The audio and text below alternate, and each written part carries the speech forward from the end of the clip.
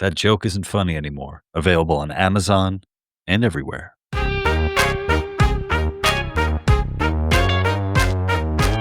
Hey guys, welcome back to the Lou Perez podcast on the. Let me do it again. Sorry. Hey guys, welcome back to the Lou Perez podcast on the Lions of Liberty Podcast Network. I am your host, Lou Perez, and today I am joined for the second time he's appearing on the podcast. Filmmaker, award winner, Thomas Queter, everybody. There we go. Good. So yeah, Thomas. You were on a little while back. I don't know if you remember it because you may have been very high, but that can happen, right? Well, I actually don't get very high anymore. The more I work, the less I use. Oh, there you go. I'll figure out how I feel about that over the course of this conversation. If I'm like, you know what, dude, you're working too much. I need you to get a little stoned more. That's 12 to 20 hours a day, 7 days a week for me. There you go. Well, so congratulations. You have a documentary called Power Moves. Actually, real quick, and a little bit of a joke, because I know you're kind of a comedian. I'm kind of, yeah. We had to change the title. What? Why? So about a week and a half before that film festival, we found out that Shaquille O'Neal was releasing a documentary on Netflix called Power Moves. And for the algorithm purposes, searching and finding on the internet, we decided we should change the name so that it wasn't driven out by their ad spend, right? And so it is now called The Power to Move, and its own website is thepowertomovefilm.com. But interestingly, his documentary was about shoes. Okay. So,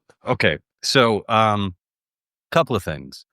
One, I would think that having it as Power Moves, there's a chance that you would get, like people would end up seeing your stuff just because it's the same name, right? Well, people who use mobility equipment like wheelchairs aren't really too interested in shoes. That makes a lot of sense. So yeah, for those of you who are wondering what the big difference is between a Shaquille O'Neal sneaker documentary and Thomas Queter's documentary, it involves mobility chairs. Thomas's does. Now I want to see how those two go head to head. I think you guys probably could have done a really a fun campaign where you guilt Shaquille O'Neal into giving up the title, right? That was on the consideration, but time was short, for one, and for two, love him or hate him, I don't care. Shaquille O'Neal does tend to be fairly benevolent. Yeah, and so instead of going that route, we decided that we're going to prepare to approach and see if he's interested in helping us. Oh, well, that's nice. Yeah, you don't want to go to war with Shaq. He's still like 7'6", so he's still a big man and wealthy enough to afford a lot of lawyers. Yeah. That is that's true. Yeah, thankfully I've never had to go to court with Shaquille O'Neal. I'd love to see Shaquille. I'm surprised they haven't made like a sitcom where like Shaquille O'Neal plays a lawyer and there's a whole backstory about, him being tall. That's all I know about Shaquille O'Neal. That he's tall. That's it. That's so dumb. But so let's see. So the documentary, now called, new title, The Power to Move. And you can find it on thepowertomovefilm.com. So last time you were on the podcast, we were just getting to know each other. And I think we've gotten to know each other a little bit. So what is what's the documentary about? So the documentary follows me, those around me, and the teams I've built for this organization. And what we do is we show that the quality of equipment could be much better with standard off-the-rack parts that can be built in any community. And we show that by doing it through the film. And of course, I talk about my history. In fact, I just realized the other day, there's only been 2 power chairs, and I've had many in my life, that didn't injure me. Oh, really? By malfunction or falling off or falling apart. Yeah. I had 3 of them that would take off at full speed on their own. How fast is that? How fast is full speed? Fast enough to break my tibia and fibula. Oh my god. Um, yeah, it's really not that fast. It's not like a dirt bike, but we're not putting the strongest, healthiest people in wheelchairs. Mhm. Yeah. Then when I was younger, I had one. It was 3 months old, and the wheel fell off, and it was billed to us as a rugged outdoor wheelchair for children. I only had it in the driveway in the front yard. So there's a lot of problems in the industry and the way the process goes to actually get the chair to you. Um, Today, I, as an advocate, and I'm constantly dealing with people in situations of need, um, people get wheelchairs that don't fit them and can cause more health problems. People get wheelchairs that don't actually get them to the activity of the life. And if you've ever been injured, you probably had a doctor tell you, use it or lose it. Mm. Well, we also need to use it. Um, when I was stuck in my apartment because of the lack of adequate wheelchair, uh, I had applied for the same one that I'd had several times over. And healthcare regs had changed, and they denied me and told me to choose from a range of wheelchairs that just sitting in them for a few months would put me to the bed, which is not a good scenario. Um, but the reality is, right? Systems, we call them a healthcare system, right? Systems don't care. They can't. The people in them can, but they're beholden to the rules of the system. And so, in order to do better for people, particularly in this realm, we need to utilize people who care. Mhm. And so, what the foundation does is we create the designs and the tools to build better equipment that's more safe. And I'll throw out a statistic. On several occasions, I have seen wheelchairs make the top 30 most dangerous consumer goods list. Wow. What are And they what are they competing with? Like, what are some of the other, the other 29? automobiles. But you know what doesn't make that list? Wow. Guns. Mm. Stati Statistically, wheelchairs are more dangerous than guns. Wow. Um, And and and I and and the wheelchairs, and obviously, the danger would be for the person using the wheelchair, right? correct, correct. Okay. So it's gonna be a combination of, if I sold you a Pinto and told you it was an off-road pickup truck, what do you Mhm. think would Yeah, it sounds like a bad idea, right? and that's what they do with these chairs. I remember seeing an advertisement years ago, um, I forget the brand of chair, but they had a really, like, muscle-bound, kinda gym rat looking guy sitting in it, big, strong legs, right? And, he's got this chain over his shoulder. Now, first of all, it's made to look like a metal chain, and as big as that chain was, I don't care how strong you are, it's probably gonna break your shoulder. So, Mhm. obviously, it was doctored or fake, right, or a plastic chain, and that chain was hooked to a tractor trailer, a 53-foot drive in and tractor. That's those big box trucks that you might get stuck in with at traffic. And as if he were towing it. And I have actually tested that model of chair, and that's not going to tow anything. So that was their advertisement, right? Look what it can do, Mm. but it isn't actually doing it, right? And as you know, I was in politics for a time. And when we see political commercials, I often say, well, that's just a Burger King commercial. And what I mean by that is when you see if you're old enough to remember the 90s in particular, the commercials for fast food restaurants like Burger King, that picture of the burger on the TV, that was beautiful, right? The burger was thick, Yeah, beautiful yeah. looking. The vegetables had color, and every sesame seed was perfectly placed. Um, and then when you got outside the drive-through, what did you have?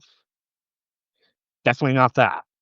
Yeah. And that's a problem with, I would call it false advertising myself. Well well Whether you well like well, what kind of recourse, do you have? Because, I mean, here you are, you're discussing the false advertising, right? But then, the actual, real life harm that it does to people. I mean, are there did you ever like file a lawsuit? Is it possible to file a lawsuit against the makers of these chairs? So when I had the chair that the wheel fell off, it dumped me on the ground and I sustained 100 fractures in an instant. That's the nature of my condition, brittle bones disease. But we have to recognize we're putting people who aren't perfectly fit in wheelchairs. We did sue, and that's when I found out as a child that if you were disabled, compensation in the eyes of court is lowered. If you're a child, compensation in the eyes of the court is lowered. And for 100 broken bones and 6 or 8 months of healing and another year or two of rehabilitation, um, and all the strain and stress that that put on my family, we got a whopping $45,000. Wow. What year was that? Was that the 80s or 90s? I was about 13, so that would have been like mid 90s. Mid 90. Man, that's God. That I mean, it's just so fucked up because I'm obviously thinking, not only being handicapped, but a child, but also how intense that recovery is and the trauma of going through that. I mean, you're basically. I mean, it would be like if a kid was in a car accident. That's actually a good example. I mean, how much do you think you would win in a lawsuit against Ford if their machine was improper or malfunctioned and caused you 100 broken bones in an instant? Yeah, yeah. Well, mhm. What kind of rationalization do they give for lower payouts for children? I'm not expected to do anything. I won't have an income. And so they look at, what's it going to replace, right? Mm, Uh, and then it's really based on what they expect you to be able to earn in life. And when you have a disability, particularly severe like my own, they think you can't do anything. Right? And this is pervasive in society a lot. Um, yeah, it's interesting because people will hurt themselves to rush ahead of me to open a door for me that I could easily open for them. mhm. One, that's kindness, but two, it's also unnecessary, and it takes that ability, that accomplishment, that same feeling that anybody gets when they open a door, themselves or for someone else away from me.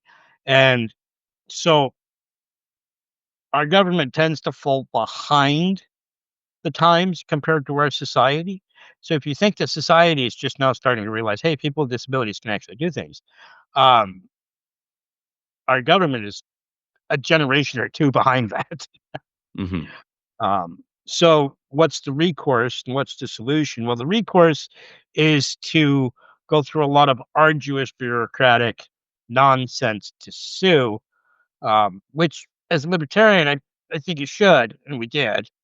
Um, but that also takes time and resources, right? Just gas Sure. money. Something has to transport you. Um, and I mean, I remember making one of the corporate defense attorneys turn red by correcting his grammar at the deposition. But at that time, all four of my limbs were busted up. I showed up in a loaner wheelchair, which they no longer give you, by the way, um, with everything all bandaged up and head full of painkillers. And it's Did any disturbing. if But I it's w pretty. if I was the defense, I would have said, "Your Honor, he's obviously faking it. This is, he dressed up. I do not believe, the court let it be known to the court, I believe that Thomas is faking it." You know, that it didn't happen in court, but I have actually run into people who have looked me dead in the eye and said, "What are you, too lazy to walk?" Mm. You've seen me, right, Lou? In Yeah, person? I've seen you. I gotta say, I do go out of my way not to open doors for you or to treat you with kindness. So I just want everyone to know that if they start to think, think ill of me. Um, are they fucking around when they say that, or do you think they're I serious? apparently, they fail to realize that my feet are quite literally upside down. Yeah, yeah. Well, with that, this idea, a pretty revolting idea that, in the eyes of the courts, that like, well, you're not going to be a productive member of society and all that. I mean, um, I mean, you made you made this film, you're the subject of this film, you are enacting, real change in the world. Is there, I mean, what is it like though, for you, does it, what runs through your mind when you meet like new people? Are you thinking like, oh, they don't like, they think less of me? Is that something, do you find yourself like kind of constantly feeling like you have to prove something? Sort of. Um, Mm, in the first half of life, absolutely, right? I always felt that way. Um, a couple of people in my childhood told me something, the same thing. It's very true. In order to get 10% of the credit that someone who's able-bodied for some doing the same thing, I have to do it 10 times better. And that is often true. It's changing now, and that's where the opportunity for the organization comes in. Now, I don't know if you noticed the calendar lately, but it's 2025. It's not 1925. We have more people surviving disability from a young age. We have more people surviving disability in an older age, and we have more people surviving catastrophic disability, breaking your back or a head injury or something. And that's because our medical ability to keep people alive, right, and send them home is yeah. improved. But our supports on the other end often leave them wanting. And I want to talk about a gentleman that I met Yeah. recently, somewhere around the 4th of July. I met him online. Um, and I met him because he knows what I do in terms of equipment and disability and advocacy. And he sent me a friend request, and didn't really know each other for a while. And then I saw him post that he received a wheelchair that didn't fit him and he couldn't use it. Mm, So that's the kind of problem that I'm able to reach out and try and help with. The organization is about to launch a online resources portal, and for that portal, we've developed a list of organizations and disabled-owned businesses and veteran-owned businesses uh, across the country. So even though that portal's not launched, we have a list of resources, and we can sort it geographically. So when I'm running into a situation like this gentleman, I figure out where he is, and I have a conversation with our outreach director who maintains and runs that list, and builds it. That's Chase Khan. Chase is very good at what they do. Um, and have them curate a locally specific list. Now, when the portal launches, this gentleman will be able to go into that portal and find geographically all of the resources in his area and change that breadth, so he can just keep looking until he covers the entire country to find what he needs. But so I reached out and I emailed him the list of resources, and that was one day. mhm, The next day, Um, I saw a veiled threat of suicide that he had posted on social media. mm. And I've got his phone number, right? And I just sent him an email.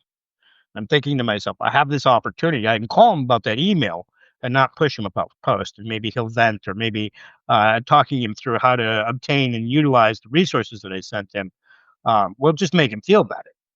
Well, the phone call didn't go very well. Um, he did answer, and he was in a really bad situation. Um, he had an auto accident and his had broken his back, is now paralyzed, um, paraplegic, I believe. And again, he's stuck in a wheelchair that doesn't work well for him, and his new wheelchair doesn't fit him. And so around his home, you can imagine he's got less independence, right? Yeah. And being paralyzed, he's got to use a calf bag and a colostomy bag, right? Um, his only viable caregiver was his adult autistic son. And that particular day, his son just couldn't handle it. And you see this with autism, right? Sometimes there's just situations they can't handle, and the first thing they do is get out of the situation. You see that with people who aren't autistic too, like, like stress gets to people and they're like, I can't do this shit." Yeah. Yeah. Um, but he doesn't blame his son for what happened at all, because sounds like a really good parent. um, and knows his son's situation, but he was still in a really bad way, right? Mhm. Um, the bags were full and overflowing, and he's stuck there sitting in his own filth, right? Think about that. Oh, yeah. Yeah. With nobody to help him, right? Because what happened to him through his injury and accident recovery is what happens to many people. Family and friends slowly go away because, again, right, just like you said, even ambulatory people, even people who aren't disabled, have trouble with these situations, right? Um, and so they just kind of like push you aside and assume the worst and stay away for their own mental health or whatever it is. Maybe Mhm. they just can't handle it. Um, So what he did was vent, and it was a not angry towards me, but angry, tirade of his situation, how he had been a taxpayer and a business owner for decades, and now he's stuck like this. Um, and at the end of that call, right before he hung up abruptly, um, he mentioned that he was going to kill himself in 30 minutes. Wow. So now imagine yourself in that situation, right? Someone you're advocating for and trying to help is in such a terrible situation in another state, right? Many hours away from me. I can't just go over there and try to kill themselves. And I did the one thing that most libertarians don't really like to do. Um, I called the cops. Mhm. I called the sheriff department in his county to do a welfare check, right? Yeah. And of course, the police they don't call you back after that, right? So I'm So just that like, there you are wondering, yeah, what's going on? Yeah.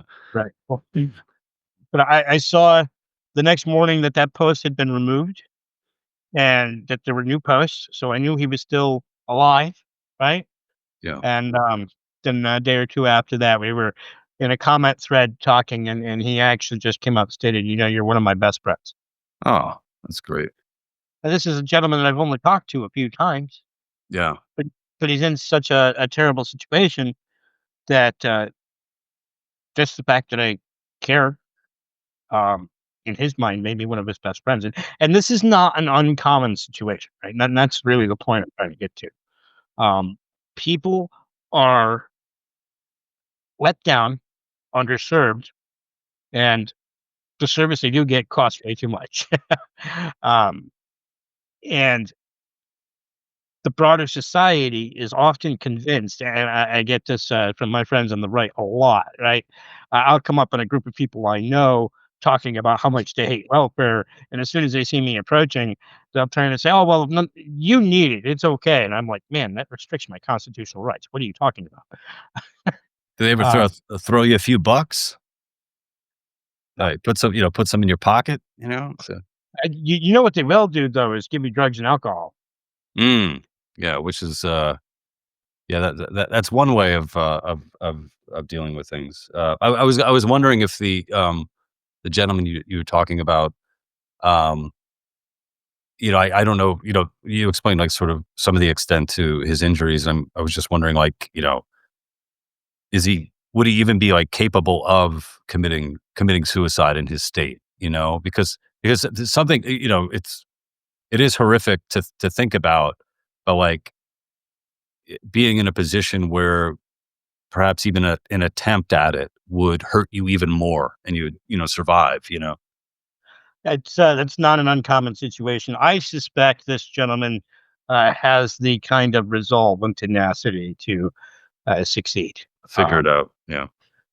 well, I mean, paraplegic still got the use of your arms. Um, construction worker, I'm sure, or actually, he was a contractor, business owner. Um, So I, he fuck I, so I, yeah, so he probably fucked over a lot of people on mm, construction sites. I don't know. I've had my fair run-ins with contractors, but whatever. I'm sure he was the best of the best. He was a good fella, but He sure seems like it to me. yeah. Um, but that means that he would have the knowledge and the wherewithal, right? Also rural. If you're rural, you probably hunt and you know how things die. Yeah. Uh, and this brings to another point, right? In my advocacy, all the people with disabilities that I talk to, it's not uncommon for me to run into someone who will say, "I have an exit plan." so that I won't be forced into an institution.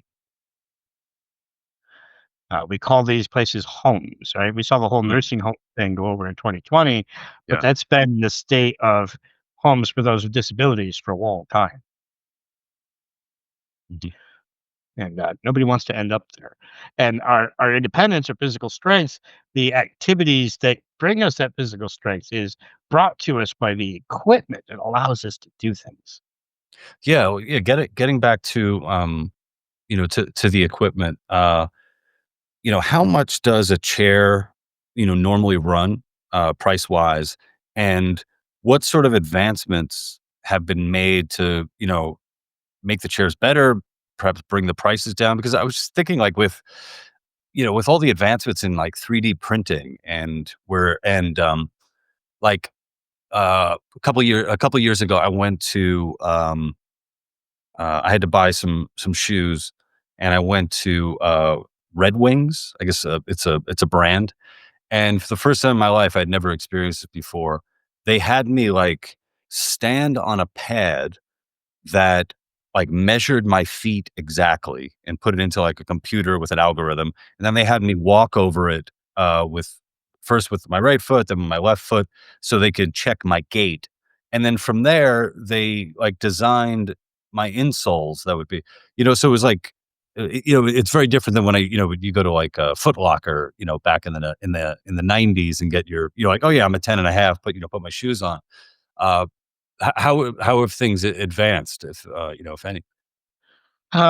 Okay, so there's a lot to unpack here. Um, Advancements are more advertising than reality. Oh, yeah. Well, Uh, going back to that beautiful hamburger, that we right. see, yeah, in the commercial. Right. So, I mean, they've come up with things like eye level technology that's where the seat lifts up so that you're at eye level with standing people, which is good for socializing. Body language is important to humans, and I like the concept. But I was on another podcast with a couple of people with disabilities the other day. Actually, one is a Boston Marathon bombing survivor. He lost his legs, and another is a paraplegic.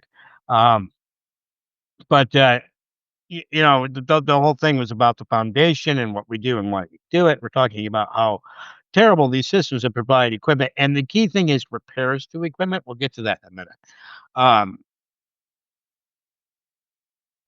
that Mark actually said, my wife's in a power chair, and she's got one that's got this eye level thing, but it's malfunctioning. We haven't been able to get it fixed.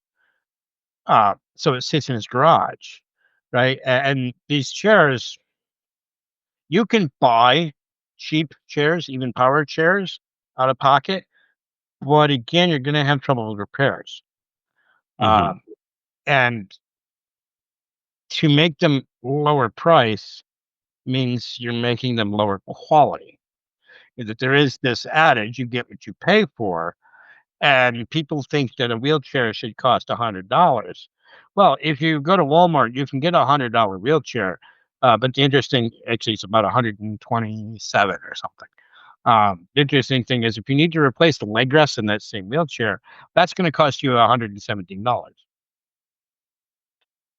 right? mm. Almost as much as a whole new chair. Um, that's because they control the market. Um, Intellectual property, warranty, and insurance regulation is what causes all of these problems, and it's in tandem. I wish I could just point to, like, one single problem and say, "That's it. We gotta fix that, and everything will be fine," and that's just not the case. Um, you might be familiar with the right to repair movement going around. No, no, tell me about that. So John Deere was in the news for it recently, because I forget what state, but one state passed right to repair legislation that told the company that they have to give the owner of the machine the capability of obtaining parts and information to repair it themselves instead of spending $250 an hour for a tech to come out. And that's also drive time, right? Um, so with wheelchairs, if you need a repair, the first thing you do, particularly if it's through health insurance, Medicaid, Medicare, or private insurance, is you call your provider. and your provider sets up an appointment for them to come look at the chair because they have to verify that it needs to be repaired. Depending on where you live, that could be a day or that could be 6 weeks. Um, then you go to battle with your insurance company. Sometimes they just, yep, it needs to be repaired. We'll do it. Other times you have to justify that repair. I've recently heard of people needing a doctor's prescription to replace the brake on a manual wheelchair, right? Really, you have to go that wow. Yeah. Yeah. So how many more appointments does that take, right? How much time does it take to get that appointment? And how you get in there? Yeah, how you get in there? Unless you could, like, teleconference, but, who knows? Well, I am a fan of telehealth because Well the well well nearest well, also, like, is your doctor a fucking mechanic? right, It's like, "Oh, well, I gotta come down there, let me change the oil while I'm at it," and whatnot. right. Yeah. So then you're waiting on the provider to order parts Mhm. and receive those parts, and hopefully they receive the correct parts. Right. Then you're waiting on another appointment with the provider, which can be a day to 6 weeks again. Um, After that, you've got to hope that the technician that shows up actually knows what they're doing, which is kind of rare, actually. Um, and to that note, this leads to the statistic that came out a couple of years ago. 50% of all wheelchairs break down in a 6-month period in this country. Hmm. Think about that. 50% of 5.5 million wheelchair users in a 6-month period. On top of that, the average, and this is the average wait time for a repair, and that's because of the arduous bureaucratic nature of these systems, um, is 5 months, right? That's the average wait time for a repair. Um, Now, technically, in most states, there's a lemon law when you receive a new chair. You have 6 months to say, this is no good for me. I want something different. And then you're just going through that process again, right? Um, and what I've seen happen is that the providers will actually try to convince you that they can make it right, they can fix it, they can do that machine, and then your 6 months is run out, and you no longer have the right to utilize that lemon law. Yeah, I'm sure, like you said before, all the, bureaucracy and red tape and, intellectual property and, all that shit, gets in the way. Man, I'm just thinking like, you know, from like an I don't know, an entrepreneurial, standpoint, like, if you were to have, like, say, like, your local, uh, you know, mechanic who's like, "Yeah, I do cars, and if your stuff breaks down, let me know, I'll send my tow, or I'll send my guy right there, we'll fix it. We have the parts, and then boom, boom, boom, let's get out of there. Let's get you So, moving again." so that does happen, right? That's Mhm. the kind of thing I've always done. It technically voids my warranty, but if they don't find out, then um, Well, it's gonna break down in, half the time anyway, right? right. Yeah. So that's actually not allowed because they are not technicians in the wheelchair film. Mm. Um, and you yourself often, if you touch it with a screwdriver, have voided the warranty on the entire thing. Um, and then your insurance company won't pay for repairs. So many of us going through these systems, we learn these things, and it instills fear, right? We're afraid to turn that screwdriver, right? We're afraid to find a used part and utilize it. Um, and of course, we're usually at low income situations, so maybe we just can't afford to do so. Yeah. Uh, so with what we're doing at the foundation is what we do is we create open hardware designs out of off the rack parts. Um, Meaning you can order or get the supplies to build, say, the endurance power chair, which is our flagship product. We should be launching that by the end of the year. Um, in your community, every community has people with these skills. In fact, in the documentary, we end up at 3D Experience World, which is a computer aided drafting and modeling convention. I think it's the largest on Earth, actually. Uh, it's associated with SolidWorks, which is one of the better CAD programs out there. And we built one on the floor of the expo in 2 days. Do you know how many wheelchair technicians we have? I'm gonna say. Bingo. Um, in fact, on the way to Palm Springs, I had a couple of minor breakdowns, and someone who's not a technician of any kind repaired them.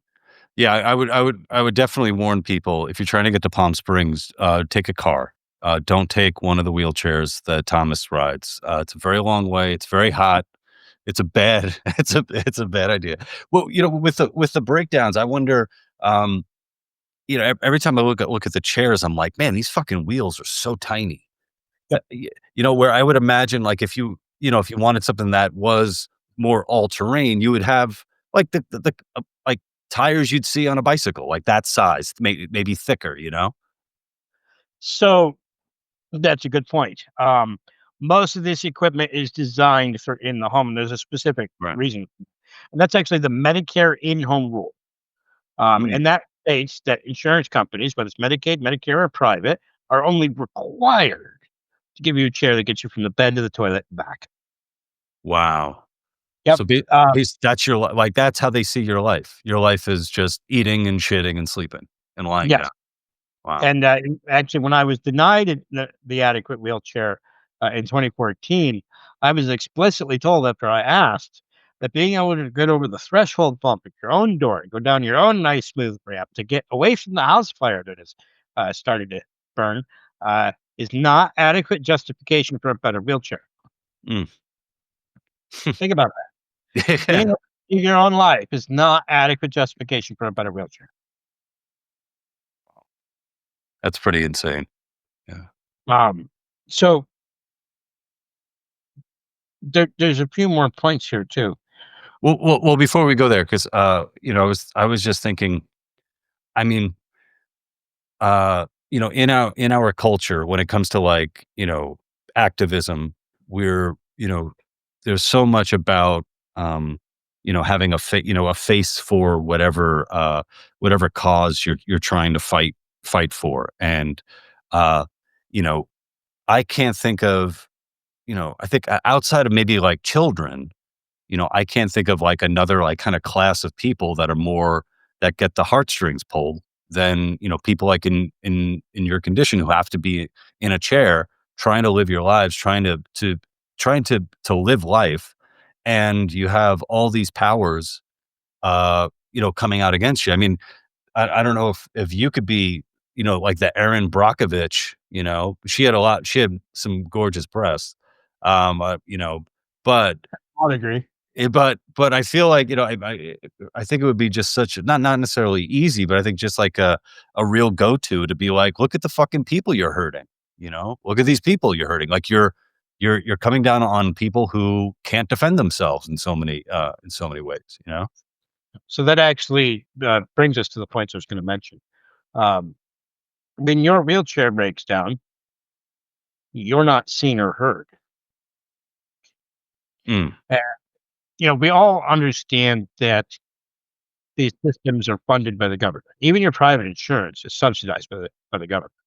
Um, and we all understand that we're being given this wheelchair or whatever piece of equipment. We don't have to pay for it. And so it's very difficult to complain about that without feeling like we're being ungrateful. And most people, I mean, let's put it this way, Lou. If you were told you would never walk again and then given a wheelchair, any wheelchair, right? Wouldn't you be grateful? right. Mhm. And so that this forces this paradigm, right? We're not so much engineers as people with disabilities, although that's changing, right? Our lead engineer actually has full body CP. He designed his own wheelchair for his shop. He designed and built a accessible CNC machine. The man is amazing. Devin Hamilton. Um, and that's kind of where we feel like the iron is hot these days. We're seeing like cuts to Medicaid and Medicare coming, right? And a lot of the community is afraid of that, and rightfully so, because you don't know how it's going to come out, right?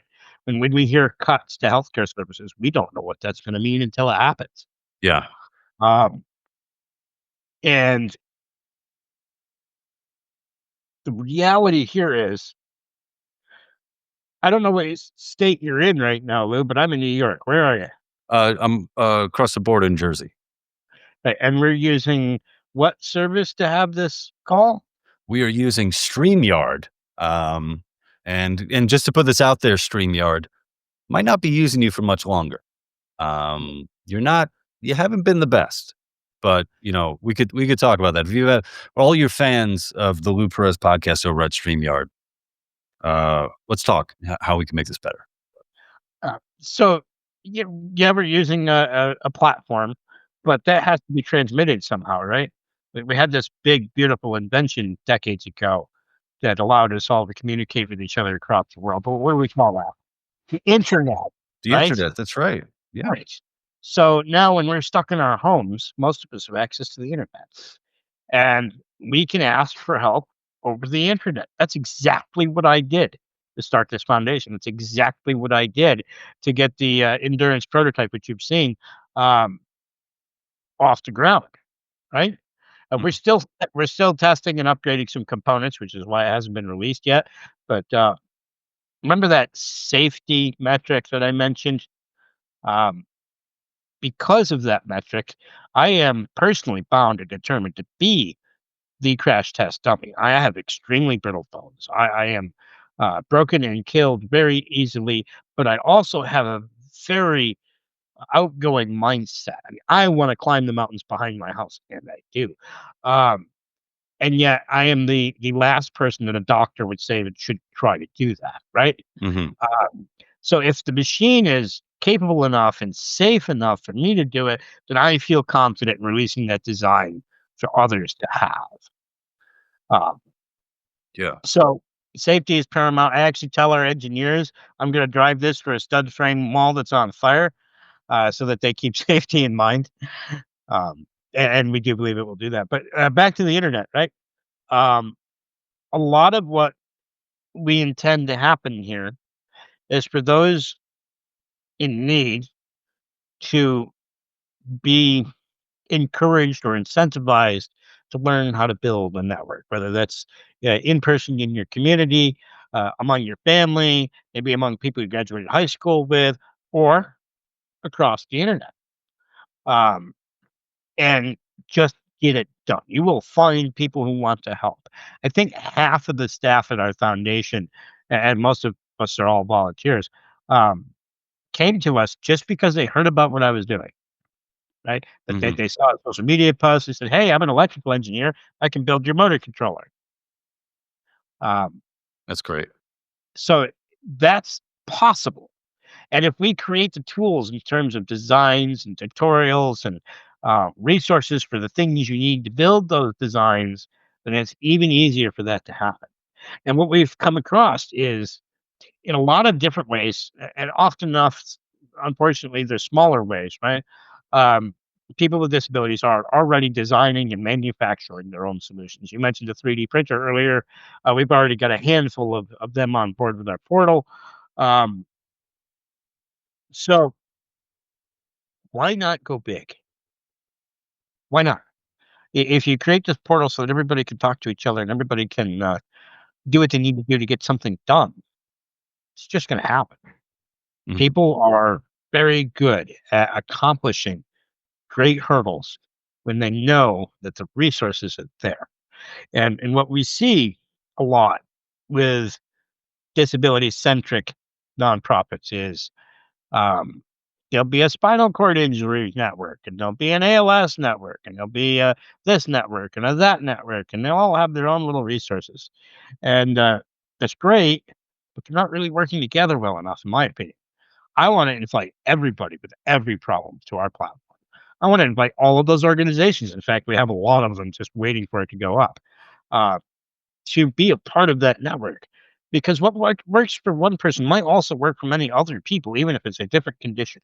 And here's another thing. When we're talking about pushing back against regulation and legislation that has caused all of these problems, uh, these organizations are typically doing something themselves and not working together enough, right? Do you give more credence to a protest of 2 people, or do you give more credence to a protest of 2,000 people? Yeah. No, yeah, that makes sense. Uh, so part of our initiative is to make everybody talk to each other, right? Give Mhm. them the opportunity and a reason to do so. In fact, next month I go to Dallas for ALS Nexus, which is a conference specific to ALS, or you might know it as Lou Gehrig's disease. Yeah. Uh, there's a couple of reasons we're going. Um, one, that breaks us out of where we've been in with the expos we go to, and two, that gives us a very specific look at the needs of those with ALS. And ALS is a condition that is progressive, right? It gets worse over time. Our chair, the endurance, and that's the intention for all of our designs, should be modifiable throughout its life. So if your condition changes, right, you can Good change, yeah. have what you need, and you don't have to spend all this money, whether it's your own or taxpayer money, whatever, wherever it comes from. You don't have to spend all those resources on a new chair every year or three, right? Now, currently in the system, a custom power chair, and I mean highly custom, uh, can cost as much as $85,000. Wow. Suffers the same breakdown rate and goes to the dump in 3 to 5 years. Would you buy an $85,000 car if you knew you'd have to throw it away in 5 years? No, that sounds like a terrible investment. So our designs are designed to be um, longer lasting. The endurance power chair we believe should be easily a 30-year chair, right? Now, if you're dealing with a long-term condition, say ALS, just because we're on that topic, and it's changing, why not spend the money on something that can be modifiable for you, right? Mhm. And there's 2 things to this, like, open hardware means that if there's something you need that's not in our design, you can work with people or maybe even us, to come up with what you need, right? I like to use a very farcical example. Lou, I want you to imagine you've got a 3rd arm growing out your back, right in the center. Ah, why does that have to be out of my back? Alright, whatever, fine. I'll Well, go along with you'll it. find out, you'll find out. They do not make backrests, the part that, you lean against, to accommodate that, right? That's right. But with No. you couldn't get that through any of the systems in this industry. Um, but if it's open hardware, you and your team that you've built and networked with can make whatever it is you need. You can form it, you can shape it, you can cut a hole, whatever it is you think is best. No, you Um, could just go ahead and you can go ahead and give yourself a 3rd arm if you don't have one. That'd be cool. well, personally, I want a robot arm in the back of the chair, but we're getting there. Yeah, yeah, yeah. Yeah, if you wanna be I guess I'm imagining I think it would be pretty cool if, some of the guys in your community just turned into supervillains and just started, like, if you guys were robbing banks and stuff, I'd let you go. I think that would be so much fun to watch that happen. Yeah. I actually saw someone get dumped out of their wheelchair over a parking ticket, and that was on the police station's own, um, internal security cameras, because they didn't believe he was disabled. Oh, wow, he did, like, that's like a scene from, The Big Lebowski. Yeah. His ticket was, for parking in a handicap spot. Hey, do you ever because you've been in Vegas for, like, Freedom Fest, before, do you ever get pissed off when you see people in, like, jazzies and you're like, "Come on, what the fuck? Why aren't you walking?" Or you're just shit-faced, or, and overweight. I No, because there are a lot of other disabilities that we don't understand and recognize as a society. Um, if you have a heart condition, that exercise might be impossible. Oh, Um, some people are what we call semi or part-time ambulatory, and I see this a lot actually, and you'll see that with progressive conditions, right? You mm, might be oh, able you might be able to take a few steps, but you're not going to walk across the mall, mhm. and so you need a wheelchair part-time so that you can live a full life. and our society really needs to learn that. We're starting to. It's getting better. Yeah. Um, but back to the open hardware issue, right? That also allows us to do what these other big companies can't because of regulation. They are because of the FDA and Medicare rules and probably a whole bunch of other rules that I haven't even looked into yet. Um, they're stuck in a box when it comes to engineering creativity, and the Mhm. solutions are outside. Right? They're outside that box. With open hardware, you can do whatever you need. Um, and to that note, the endurance power chair has a air ride system. That's the suspension. I float on a cloud of air, which is why I can go up and down the washed out tractor trails in the Catskill Mountains where I live. Um, that system comes out of the trucking industry. They put it in the seats of the drivers in the cab so that they don't get severe back problems. Mm. Now, I think of it this way, right? We're protecting the truck driver who's able bodied to that degree, but we're not applying that to frail people in wheelchairs. And the reason is because the general premise is that we'll never leave our dwelling again. Um, and that's a cruel situation. I was there for 5 years. You might remember from the last podcast. Yeah. Um, over that issue, I was stuck in my apartment for 5 years. Um, that causes physical degradation, right? Because I couldn't access what keeps me healthy. I work in the garden a lot. I butcher a lot of the family meat. I do things, right? And that's why I'm as healthy as I am, despite the severity of my condition. Um,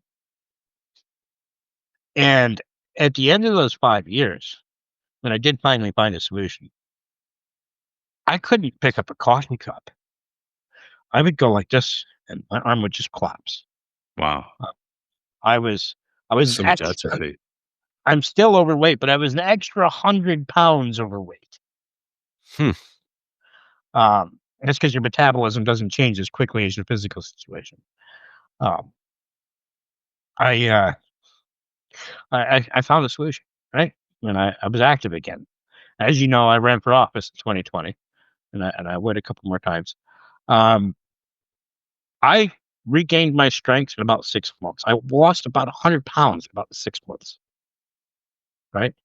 And that's because of activity, access to activity. Um, then the disability community has a lot of problems, and one of those is accessibility, right? Mhm. Um, we know the ADA exists, but it's arduous and it doesn't really do as much good as it should. And I'm really not in favor of fixing problems like that with the rule of law that involves fines and harming business, right? Um, so what I do typically is I point them out and I say, hey, the next guy might sue you. That usually solves the problem. Um, but when we think about true accessibility, that's not just a ramp, and that's not just a parking spot. That's not just an automatic door. It's not even all of those things, or rather, not only all of those things. It's also access to having a seat at the table, right? As libertarians, we talk about winning elections so that we get a seat at the table. Um, those with disabilities also need a seat at the table. A lot of these rules and regulations are made without us. Um, and when we are out in the community, when we are doing things, we are seen, we are heard. And in my personal experience, accessibility comes from community pretty naturally. When I was a kid, the general store here in town put in a better ramp just because they knew I existed. That's a big Right? that's a big thing, just knowing that that you exist because, I mean, it's it's just so apparent where it's like, "Oh, here's my buddy Thomas. I had no idea that he's going through all this stuff. Oh, what's a way to help make things easier for him or bearable for him, and go that way." And I think, I'm really hoping that more people will check out the Power to Move. Again, they could check it out on thepowertomovefilm.com. It's award-winning, and it's an ongoing, the film isn't over, right? Because it's ongoing and there's still more work you're doing. We do have a sequel in mind. For that note, you should go to the themif.org if you want to support our work, make people more independent and less dependent, uh, particularly those who are forced into the greatest situation of dependence. Then donate, right? Yeah. I'm not supposed to use that word donate. Support our cause, but Support their cause. And right. if I can make a request, I would love for the sequel to be like an Ocean's 11, where you guys are robbing a bank, go to Dubai. I'd love to see you hanging from a helicopter or something like that. I think that would be really cool. Uh, Thomas, I would love to accommodate that, but the sequel is no we already spoilers. No well, we, spoilers. we're gonna build them in communities. We're gonna proof in the pudding, right? Nice.